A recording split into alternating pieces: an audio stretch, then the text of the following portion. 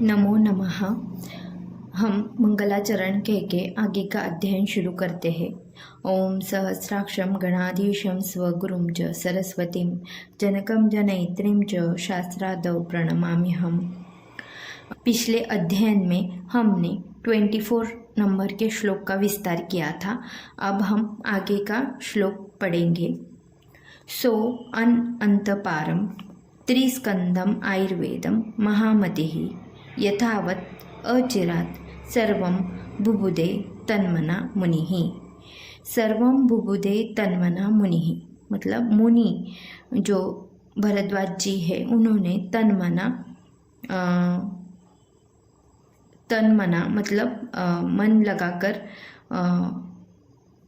इस त्रिस्कंद आयुर्वेद का ग्रहण किया। कैसे? यथावत जैसे कहा वैसे किया। और कैसे? अचिरात मतलब अचिरेण ज़्यादा समय न लगाते हुए ऐसे उन्होंने इस त्रिस्कंद आयुर्वेद का ग्रहण किया।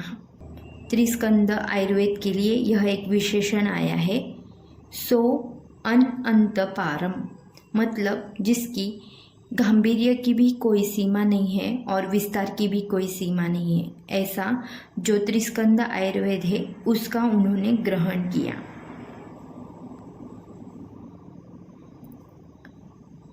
यहाँ पे अनंतपार की टीका आई है। अविद्यमानव अंतपारव जिसका अंत और पार ये अविद्यमान है। यस्य असौ अनंतपार उसी को अनंतपार ऐसे कहा गया है। अभी आगे जो लाइन आई है, तेन आयुः अमितम लेभे भरद्वाज सुखान्वितम, ये जो वर्णन आया है यह प्रसंग तंत्र युक्ति से आया है। इसका अधिकरण जो चल रहा है उससे संबंध नहीं है। अभी यहाँ पे क्या बताया है कि उसका ज्ञान प्राप्त कर भरद्वाज जी ने सुखयुक्त आयु की प्राप्ति की और अमित ऐसे आयु की प्राप्ति की। अमित मतलब अमितम इति अमितम इव अमितम मतलब अति दीर्घत्वात् जो अति दीर्घ ऐसी आयु है उन्होंने यह शास्त्र की प्राप्ति कर उन्हें प्राप्त हुई। उन्हें समझ में आया कि उनकी क्या गलतियां हो रही है, आहार में क्या बदलाव करना ज़रूरी है, विहार में क्या बदलाव करना ज़रूरी है। ऐसे उन्होंने जानकर इस सुखयुक्त और दीर्घ आयु की प्राप्ति की। आगे क्या बताया है, ऋषिभ्यो अनधिकम तच्च शशंस अनवशेषेण, और उन्होंने यह ज्ञान जो ऋषि उनके साथ नहीं गए थे उनको सिखाया समझाया, उसी के लिए यह शब्द आया है शशंस। उन्होंने उन्हें सिखाया समझाया। कैसे सिखाया? तो उसके लिए दो शब्द ज़रूरी है, अनधिकम और अनअवशेषण। अनधिकम मतलब ज़्यादा बढ़ा चढ़ा कर नहीं, उसमें कुछ एडिशन करवा के ऐसा नहीं उन्होंने बताया। वैसे ही अनअवशेषण मतलब जितना उन्होंने प्राप्त किया, जैसे प्राप्त किया वो उनको दे दिया। जैसे अभी अनवशेषण इति कार्त्स्येन इत्यर्थः मतलब पूरा का पूरा उन्होंने उन ऋषियों को ज्ञान दिया। अभी यहाँ पे एक न्याय का वर्णन आता है, गो बलिवर्धन न्याय। गो बलिवर्धन न्याय जो है वो अलग अलग एंटिटी को वर्णन करने के लिए वो न्याय यूज़ करते हैं। अभी यहाँ पे गो और बलिवर्ध मतलब गाय और बैल ऐसे दो अलग अलग एंटिटी है। मतलब यहाँ पे अंत और पार सीमा और उसकी पार की सीमा ऐसे दो अलग अलग है, यह दिखाने के लिए यहाँ पे उस न्याय का वर्णन किया है। अभी यहाँ पे जो अनंत जो उन्होंने अर्थ लिया है वो मोक्ष लिया है। परम उत्कृष्ट फलम यस्य आयुर्वेदस्य असौ अनंतपार, इसीलिए मतलब जो परम उत्कृष्ट फल की प्राप्ति करवा के देगा, ऐसा जो वेद है आयुर्वेद, उसके लिए यह विशेषण यहाँ पे यूज़ किया है। अभी आगे ऋषयश्च भरद्वाजात् जगृहुस्तं प्रजाहितं दीर्घम आयुः चिकीर्षन्तो वेदम वर्धनम आयुषः। अभी यहाँ पे भरद्वाज जी से इन ऋषियों ने ग्रहण किया। क्या ग्रहण किया? यहाँ पे जगृहु मतलब ग्रहण का यह परोक्ष रूप है। तो यहाँ पे क्या ग्रहण किया? तो वेदम, कौन सा वेद? तो वर्धनम आयुषा, जो आयु वर्धन करता है ऐसा वेद का उन्होंने ग्रहण किया। किसके लिए ग्रहण किया? प्रजाहित के लिए ग्रहण किया। और वो ऋषि कैसे थे? उनका विशेषण यहाँ पे आया है, दीर्घम आयु चिकीर्षन्तो, जो दीर्घ आयु की इच्छा रखने वाले ऐसे जो ऋषि है उन्होंने ग्रहण किया। अभी आगे यह उन महर्षि जो थे उनकी जिम्मेदारी है कि वो आगे उसका उनके ज्ञान का विस्तार करे और उसे आगे पढ़ाए। अभी उन्होंने क्या किया? महर्षयास्ते ददृशु यथावत ज्ञान चक्षुषा। अभी उन्होंने देखा। कैसे देखा? यथावत। किससे देखा? ज्ञान चक्षु से देखा। तो यहाँ पे हम ज्ञान चक्षु क्या है उसका वर्णन देखते हैं। उसका वर्णन चरक विमान स्थान 8वें अध्याय में मिलता है। यहाँ पे वो श्लोक है कि अथ हेतुर्नाम उपलब्धि कारणम तत् प्रत्यक्षम अनुमानम ऐतिह्यम औपम्यम एभिः हेतुभिः यत् उपलभ्यते तत् तत्वम। मतलब जो तत्व जानने का उपलब्धि कारण है उसे ज्ञान चक्षु कहते हैं। अभी यहाँ पे वो कौन से है? वो साधन कौन से है? तो प्रत्यक्ष, अनुमान, ऐतिह्य, औपम्य, इन सब की मदद से उन्होंने इस वो ज्ञान जो उन्हें मिला उसका उन्होंने विस्तार किया। तो किस प्रकार विस्तार किया? तो यहाँ पे ये लाइन है, तत् ज्ञात्वा तंत्रोक्तम विधिम आस्थितः। ज्ञात्वा ये जो है पूर्वकालवाचक धातु साध विशेषण है।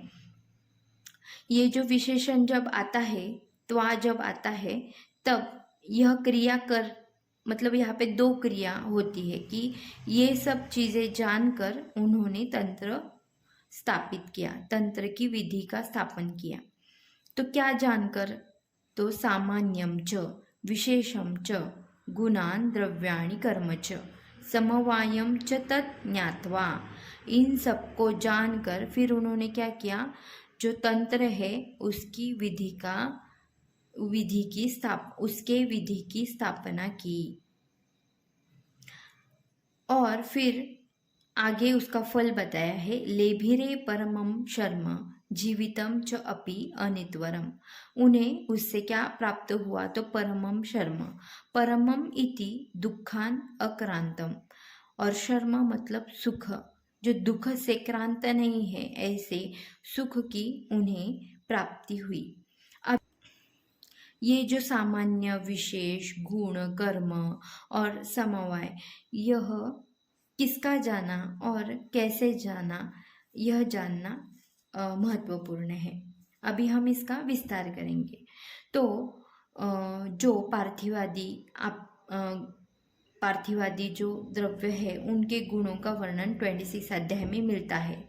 तो इन गुणों का सृष्टि में उपस्थिति है, इसलिए इन्होंने सृष्टि के सभी भावों के गुणों का अध्ययन किया। फॉर एग्जाम्पल, मधुर रस है, तो मधुर रस है उसमें स्निग्ध गुण है, पिछल गुण है, द्रवत्व है, इसीलिए वो उपचय करेगा। और इसी के कारण वो पृथ्वी और आप इससे सामान्य रखता है और शरीर में कफ से सामान्य रखता है। उसी प्रकार तिक्त रस है, तिक्त रस में रुक्षता, खरता, वैशद्य, लघुत्व ये गुण हैं, उसके कारण वो अपकर्षण करता है। और उसमें इसीलिए उसमें वायु और आकाश इस तत्व का सामान्य है, और वो शरीर में वायु तत्व से सामान्य रखता है। कषाय रस में रुक्ष और पार्थिव ये गुण हैं, और इसीलिए वो शरीर में पार्थिव और रुक्ष द्रव्य जैसे कि अस्थि और कंडरा इनसे सामान्य रखता है, और विशेष वो पार्थिव और आप्य से रखता है। उसी प्रकार अम्ल, लवण और कटु इनमें अग्नि तत्व है, इसीलिए वो पित्त से सामान्य रखता है, और उष्ण गुण से श्लेष्मा से विशेष है, और उष्ण गुण से वो वायु से भी विशेष है। प्रत्येक द्रव्य और भाव पार्थिवादि के आधार पर अध्ययन करते हुए उन्होंने संपूर्ण सृष्टि का दोषों के साथ सामान्य क्या है और विशेष क्या है इसका अध्ययन किया। इसका संदर्भ हमें इसी अध्याय में 63 नंबर श्लोक में मिलता है। तो इस श्लोक में वो कहते हैं कि भूयाश्च अतो यथा द्रव्यम गुणकर्माणि वक्षते। भूयाश्च मतलब बार बार उन्होंने यथा द्रव्यम गुणकर्माणि वक्षते, यथा द्रव्य गुणकर्म इसका गुणकर्म उन्होंने बताया है। अभी यथा द्रव्य की जो टीका है वो मैं पढ़ती हूँ। यथा द्रव्यम इति यथा हेतु, मतलब जैसा उसका कारण है वैसा जो द्रव्य है वैसे, जैसे कि तद्यथा गुरु खर कठिनादि गुण बहुलम पार्थिव द्रव्य। यह गुरु कठिन और खर ये जो गुण वाले जो द्रव्य है वो पार्थिव द्रव्य है, और उससे क्या होगा, तेषां च पार्थिवानाम गुणानाम कर्म उपचय संघात और गौरव, वो पार्थिव द्रव्य उपचय संघात और गौरव करेगा। ऐसे उन्होंने बहुत सारे द्रव्यों का वर्णन इस शास्त्र में किया है।